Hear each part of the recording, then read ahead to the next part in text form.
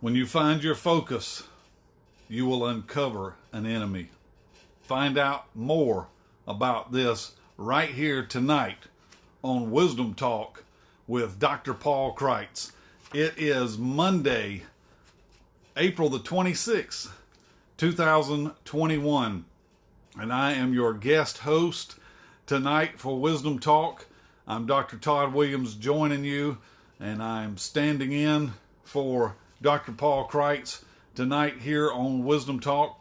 This is going to be part 2 of a 2-part teaching tonight. I began last night talking to you about protecting your focus. I just read to you a quote from one of Dr. Paul Kreitz's books in his book Rewired. And it says, he said in this book that when you find your focus, you will uncover an enemy. I'm going to tell you more about that tonight as I'm getting started. I've got the meat of the bones tonight. Last night I laid out the framework about protecting your focus, because when you begin to protect your focus, you are also guarding your future. I'm going to tell you more in just a few minutes. I'm going to give you 4 key weapons tonight that I have discovered about guarding my focus. Guarding my focus. Let me take just a few moments here and greet everyone who is coming on and joining me tonight. I am so delighted and happy to see you here on this Monday night. I'm glad you could be with me in this 8 o'clock hour. It has been a fantastic day here in South Carolina. The weather is perfect. I've been out today outside working on all of our equipment and machines to keep all the land and property up. I've been changing all the oil and all the mowers and everything else, preparing for much grass cutting that we do around here. Let me see who I've got with me tonight. I want to greet everybody. If you're in here with me, drop me a hello. Let me know you're watching. Nancy Lee Gracie, I'm so glad you're here, Nancy. You are one of our so faithful supporters, and we really appreciate you. You are an encouragement to us. Thank you. I see my lovely wife, April, is here.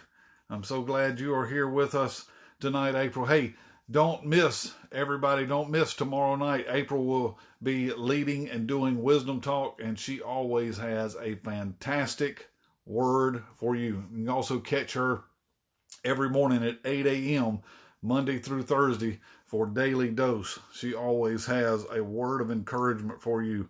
Mike Cochran, I am glad you are here with us, sir. Thank you for being here. I love to see all those who come on and are so faithful. Mike, you have been very faithful to join us for Wisdom Talk. We really appreciate that. Marilyn Green. Hello, Marilyn. I'm glad you're here. I hope the weather in Florida is as sunny as it has been in South Carolina. I also want to extend my thanks to you, the messages that you send me through text and keeping me updated with Papa Kreitz. I appreciate that so much, ma'am. Hello, Miss Rollins. Glad you are here. You are a great encouragement to us as well. You're always a faithful supporter of ours and joining us here on Wisdom Talk. So let's get down to this tonight, all right? I don't know if there was anybody else in with me, but drop me a line. Let me know if you're here. If you happen to watch this by replay, let me know also if you're watching us. You can just drop in there hashtag replay. We really appreciate knowing that you were here with us. It blesses us. It also encourages us as well. So last night I began talking with you about protecting your focus. I've been talking to my household of faith about their focus. I just read to you a quote from one of Dr. Kreitz's books, from his book Rewired, in chapter 4. He said that when you find your focus, you will uncover an enemy. And I have found this to be true. Let me say that again. When you find your focus, you will uncover an enemy. And he goes on to say that an enemy has one goal in mind, and it is to break your focus. That's why I'm talking to you about protecting your focus. I started out last night talking to you about Proverbs 4:23. The Bible tells us that we are to guard our heart with all diligence, for he says, out of it flows the issues of life. It flows the issues of life. What I have found is that our enemy many times does not have to attack us. He simply has to distract us. Let me say that again. Our enemy many times does not have to attack us. He simply has to distract us. I have found that when you become determined about a focus, distractions will come to deter your determinations. A focus gives you a certain determination. You've determined that this is the direction I'm going to go. It's going to become my focus. It's going to become my focus. The enemy will try to distract you. I began talking with you last night out of the book of Nehemiah about how that Nehemiah had been given a purpose from God to restore and to rebuild. And I have found, just as well as Nehemiah did, that the enemy will use people. He will use people to begin to bring distractions into your life. He will use people to break your focus, to distract you from your purpose. I've found that our enemy, he understands, I believe this, many times more than we do. The most valuable thing that we have on earth is our time. I used to hear Dr. Cricht say this many times. The currency of earth is time. See, I can always get more money, but I can't get more time. And if the enemy can come in and break your focus, then he can waste your time with distractions. I'm trying to help many people right now to recapture the focus for their life, a focus for their purpose. Something I noticed about Nehemiah in the book of Nehemiah is he never allowed those who were his enemies to deter him from his determinations. Nehemiah was not only a man of purpose, but he was a man of focus. Good evening, Kathleen. I'm glad you're here with me tonight. So glad to see you. Hello, Betty. Glad you are here as well. So let me move forward with this. Last night, I began talking with you, and I'm just recapping a few things for those of you who were not here with me. I began to warn you about how the enemy will use people to break your focus, to deter your determinations, to bring distractions. One of the things I warned about was not allowing negative people to speak into your life. Don't let negative people break your focus. Don't allow them to steal your attention. I also, last night, I began to talk to you about people who are people that I term people of the past. People of the past. What do I mean by that? Let me explain just one moment more. A person who is a person that I deem a person of the past, or I've labeled as a person of the past. They're a person that all they want to talk about is the past. My past failures, my past mistakes, where I went wrong. They want to talk about the good old days or how it used to be. See, I've had to learn in order to keep my focus, because my focus is all about my future. I become future focused. Good evening, Jeff. Glad you're here. I become future focused. Therefore, I cannot let people of the past break my focus on the future, especially if their focus is on the past. If all they want to talk about is the past, then they need to remain in my past. I'll move on from that. Something very important I learned from Dr. Kreitz was these words: where your focus goes, your energy flows. Let me say that again. Where your focus goes, your energy flows. A little bit later tonight, I'm going to share with you some things that I got to share with Dr. Kreitz last night. So stay with me. I've got some great news concerning that. Where your focus goes, your energy flows. Something I noticed about the book of Nehemiah is how much it talks about a man named Sanballat. Sanballat and Tobiah and the Arabs that came with them and everyone who assembled themselves with Sanballat. Last night I ended this with telling you that when you capture your focus, be prepared for Sanballat's appearance. As I started this out tonight, I read to you a quote from Dr. Kreitz. He said, when you find your focus, you will uncover an enemy. You will uncover an enemy. I've been talking to you about this because, family, I want you to learn how to guard and protect your focus. So I'm going to give you 4 things right here tonight as I'm leading into this. 4 things that I have learned about protecting or guarding my focus. I'll call them 4 key weapons.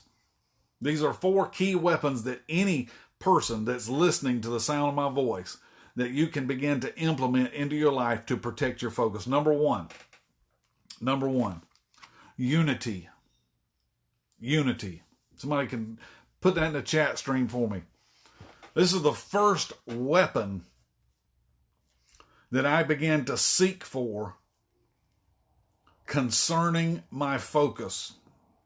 The Bible tells us in Psalm 133, it tells us this: how good and how pleasant it is for brethren to dwell together in unity. He says that it's like the dew that ran down Mount Hermon. It's like the oil that ran down Aaron's beard, even to the skirts of his garment.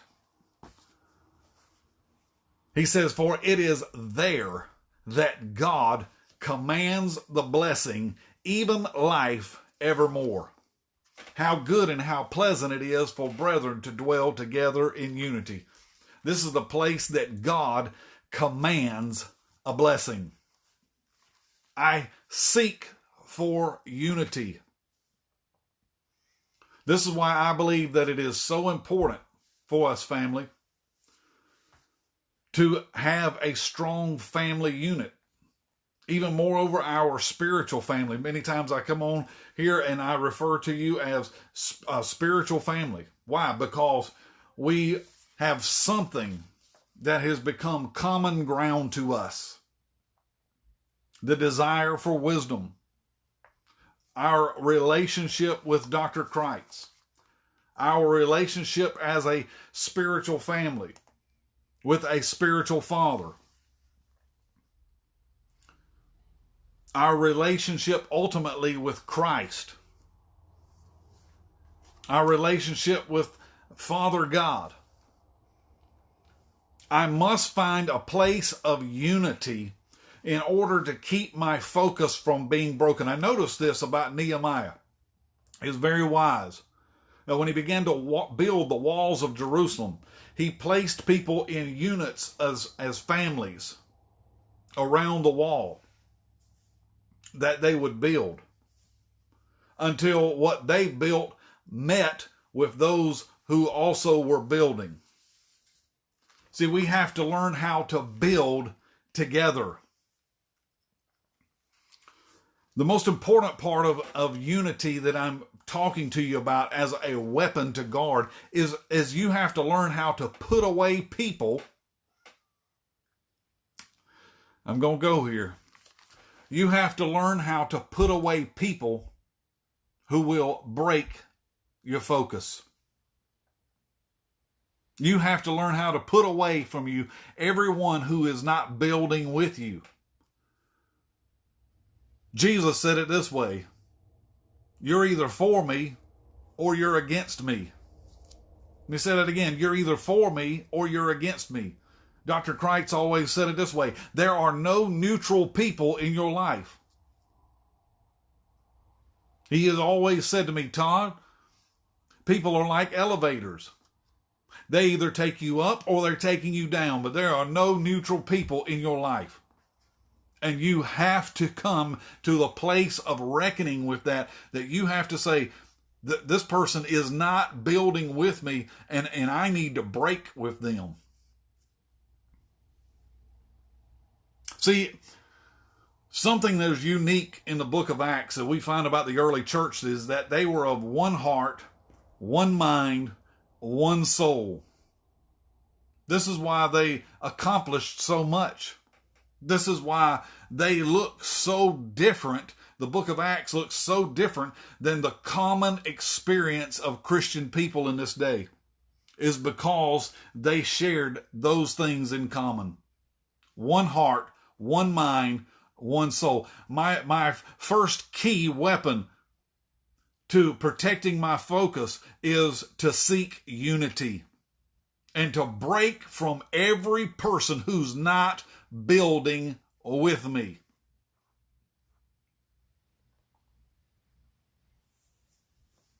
You have to recognize, that's why I said last night, you have to recognize negative people. You have to recognize those who are like Sanballat, and you have to recognize those who just want to talk about the past. You got to break with those people. You can't move forward with people. You know, Dr. Kreitz always said it this way. You can't drive while looking in the rearview mirror. You can't drive while looking in the rearview mirror. Agreement becomes, listen to me, catch this right quick. Agreement becomes the element that accelerates your focus. Let me say that again. Agreement becomes the element that accelerates your focus. The Bible talks about finding agreement. I mean, he says, even if you're going to pray, he said, if two of you will touch and agree, as in anything, it will be done by my Father which is in heaven. We have to seek unity and agreement. How good and how pleasant it is for brethren to dwell together in unity. You can't build what God has intended for you to do. You can't fulfill your purpose in this life, family. You as an individual, you will not be able to fulfill your God-given purpose as long as you keep negative people and people of the past in your life. And there's going to be people, listen, you find, just like I read to you from Dr. Kreitz's book when I opened this tonight, when you find your focus, you will uncover an enemy. A Sanballat will appear. And you're going to have to make some tough choices. You're going to have to guard and protect your focus. Second thing tonight, vision. Somebody can drop that in the chat stream for me tonight. Number 2 is vision. This is my second weapon. My second weapon to guard and protect my focus. Let me say this before I proceed with this. As a leader, anyone who is a leader in a company, a leader in a church, a leader in the body of Christ, a leader in your family, whatever you're leading, you're leading something, more than likely. Don't expect people to know things without clear communication. And I'm saying this because it involves vision. Vision always requires clear communication. This is a way to guard the focus. When you establish a vision, Nehemiah has a vision to rebuild Jerusalem.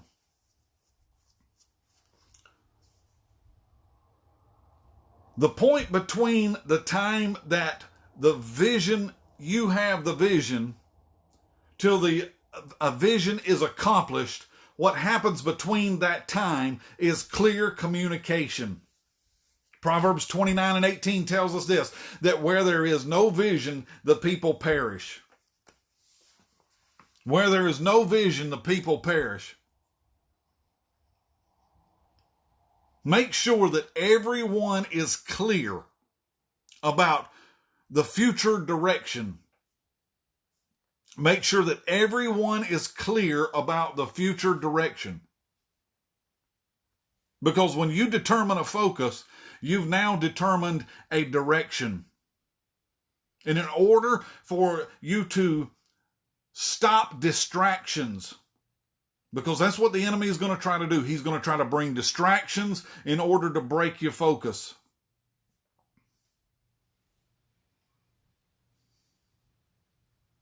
The vision of any individual, any organization, is the lifeblood of its future.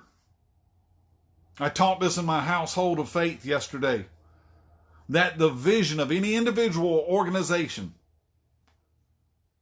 is the lifeblood of its future. Not only, listen, if you're going to guard and protect your focus, then you've got to know you've got to guard and protect your vision. Because you can have vision but not have focus.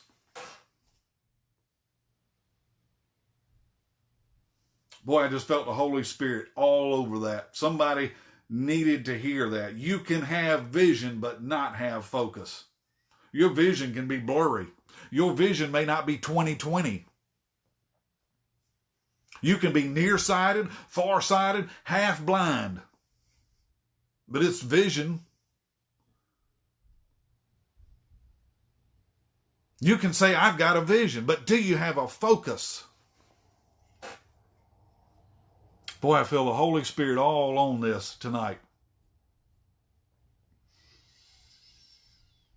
This is why God said to Habakkuk in Habakkuk chapter 2, write the vision down. Make it plain upon tables. He said, so he that reads it may run with it. They may run with it. That's how important the vision is.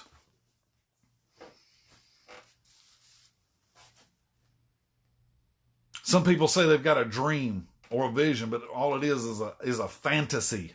Some people say that they have a focus, but it's just good intentions. I always heard that the road to hell was paved with good intentions. When you find a focus, you will find a future that you are determining, and you'll be determined to write it down. That's a vision. Number three. This one's a tough one, so stay with me. Don't check out yet. I'm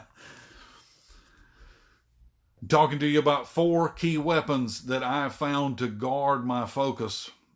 Number 3 is to create a red flag system.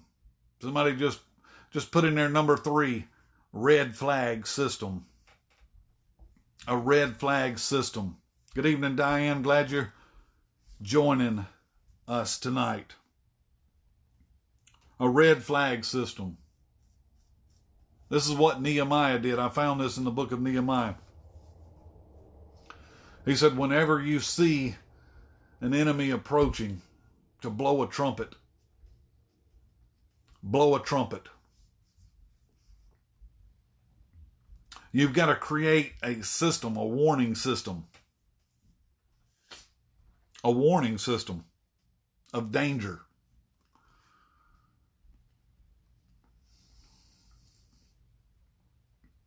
I want you to know something. Every person that, especially if you're a leader in the body of Christ, every person that has assembled themselves together with you to build with you, everyone who is assembled together with you in a spiritual family, everyone who is part of your spiritual family, you've got to know that at times they're going to need assistance. You got to know that. And you've got to know that for the reason of fending off, I call it fending, not defending, but fending off distractions. Because other people are going to get distracted. You've got to know this. I'm not somebody who's focused on my enemy, all right?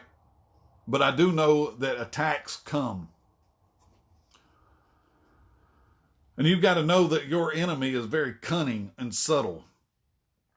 And sometimes these attacks come in order to get your attention off what he really wants to do.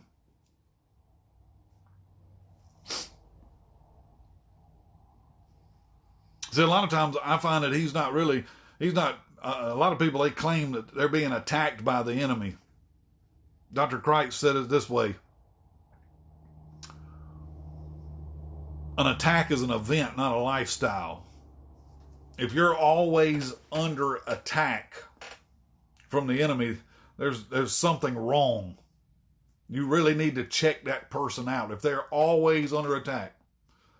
You know, I've had the people, you know, that have been in my church years ago or whatever, and there was always some attack going on. Every day it was like there was an attack. I was getting wore out from their attacks because they were always calling me, I need prayer. I finally just said, no, what you need is to grow up. You need to grow up. Of course, they didn't like that. But a lot of people don't like the truth. Of course, they didn't stay around very long after that. But know this. Many times people who are building with you, they do get attacked. And you've got to create a red flag system to say, hey, listen, don't get distracted here. This is what Nehemiah did. He said, this is what we're going to do. I'm going to station people around the walls of Jerusalem in the weak places with spears, shields, bows. But we're going to take this a step further. He said every man is going to have a weapon in his hand. In one hand. And he's going to work with the other hand. I said he's going to have a weapon in one hand and work with the other hand. You've got to be prepared for not only distractions, but you also have got to be prepared for attacks.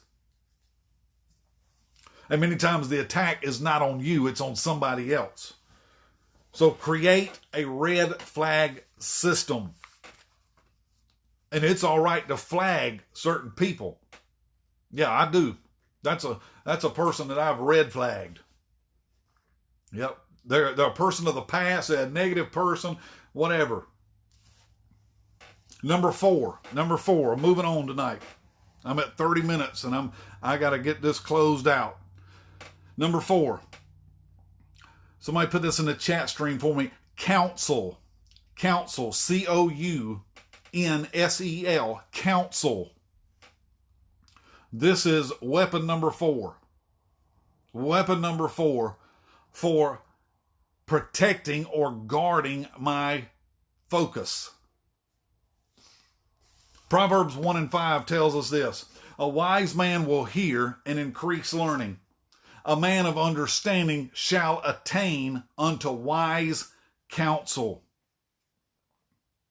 That's right, April. Red flag those negative people. He will attain wise counsel. This is where wisdom becomes important, family, on this 4th point. And I'm going to share with you why real quick. In Nehemiah chapter 6, verses 10, there's a man that comes to Nehemiah, and his name is Shemaiah. I'm going to just give you a quick rundown of what happens. He says, Nehemiah, there's a lot of threat here with rebuilding this wall. And this is a lot of work. And, I'm with you. I'm for you. But here's what we need to do. Let's go to the temple and let's hide. I think that's what God would have us to do. This is Nehemiah 6, 10 through 12. He says, let's go to the temple and just hide out for a while. And maybe this will all blow over. Sounds good. Sounds right. Might even sound spiritual. Hey, we just need to go to church here. Maybe we just need to go to church. Something doesn't settle in Nehemiah's heart. He says, should I, the man that I am, should I go hide? So I'm saying all this because you really got to watch who you take counsel from. Nehemiah said, no, I'm not hiding. He said, and then I realized, I read it the other day. He said, should such a man as I flee? He said, behold, I saw. Here's where vision comes in. Behold, I saw that God had not sent him. You got to just see it. There's no other way for it to happen. Their words can sound right, but something didn't settle in your heart with it. And he said, I saw that God had not sent him. Then it becomes apparent to Nehemiah. He says, I realize that Sanballat had paid this guy. You got to know this. Family, you got to know this. That when you find a focus, everybody ain't going to be happy about it. If you become a student of the book of Nehemiah, you will see that as soon as you discover a purpose and as soon as you find your focus, you are going to uncover an enemy.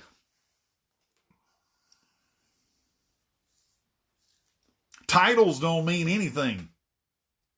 Let me say that again. Titles don't mean anything. But wisdom is everything. Proverbs 4:7 says that wisdom is the principal thing. So you got to know that your conversations can change the direction of your life. One conversation can change and alter the entire course of your life. You've got to examine who you take counsel from. Nehemiah realized, if I take counsel from this guy, he seems like he's with me. But not everybody, listen, not everybody who's in your circle is in your corner. Not everybody who's in your circle is in your corner.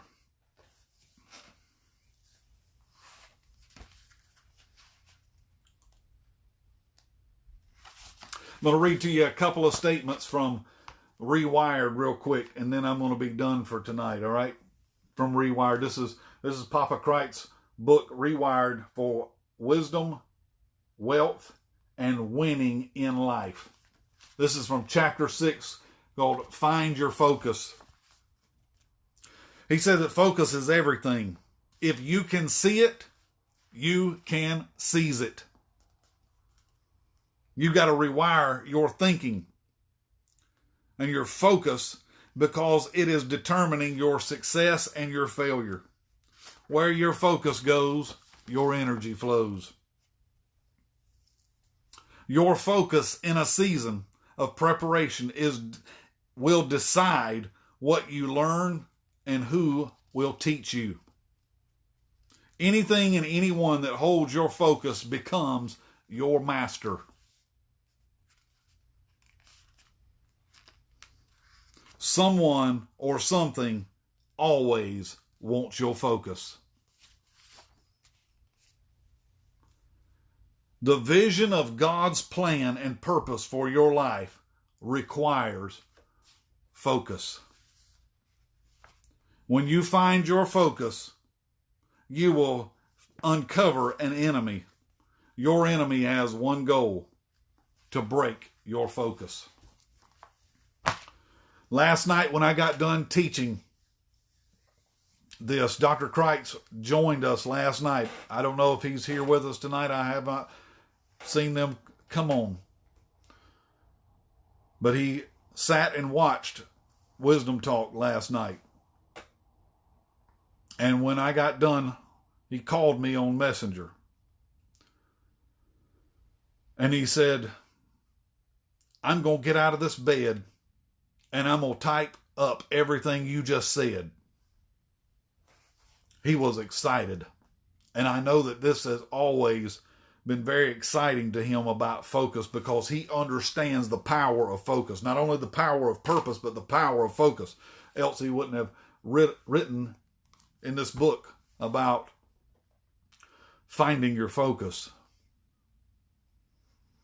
He told me, actually, when I answered, he looked at me and he said, you look like you could eat a lion. You look like you could eat a lion right now. I said, well, I could right now. But we had a great conversation last night. And Dr. Angel, I talked with her and she said, it's just like a sudden thing. A sudden thing has happened with him. You know, yesterday they took him to a restaurant for the first time. He's getting out now. And I'm thrilled. I mean, it made my day. I told him it made my day. Not only did it make my day to see pictures of them in a restaurant yesterday, but to talk with him last night. He was ready to preach. Believe me. He was ready to preach. Angel told me, she said, I hope he doesn't preach for the next 3 days now, because he's fired up. So let me close this out with you tonight, family. I want you to continue steadfast in prayer for Dr. Cricht, for Dr. Angel, for, yeah, they went to Asian, David. They didn't, I thought for sure it'd have been Cracker Barrel myself, but I want you to continue steadfast in prayer for them. Continue standing. Continue believing. We are watching a modern day miracle before our eyes. So let me give you my final admonitions tonight. Whatever you are building, whatever you are dreaming, whatever you are envisioning, whatever you are planning, know this, that your focus is key. Whatever you're dreaming, planning, envisioning, whatever you're building, focus is key. Nehemiah teaches us that. Without focus, any plan will fail. So guard your focus, family. Guard your focus. Work to enhance your focus. Decide what you're going to focus on. When you decide your focus, you've just decided your future. Don't let critics or fools or rebels steal your focus. And be prepared to fight for your focus.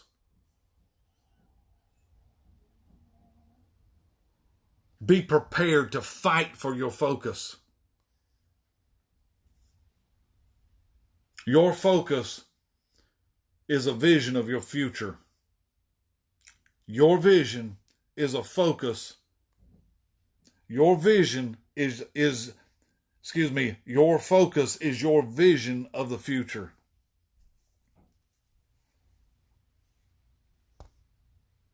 I want you to create a time for yourself daily where you can capture your focus. A quiet time, a quiet space.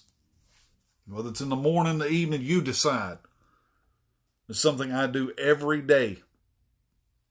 I have a time to capture my focus for the day.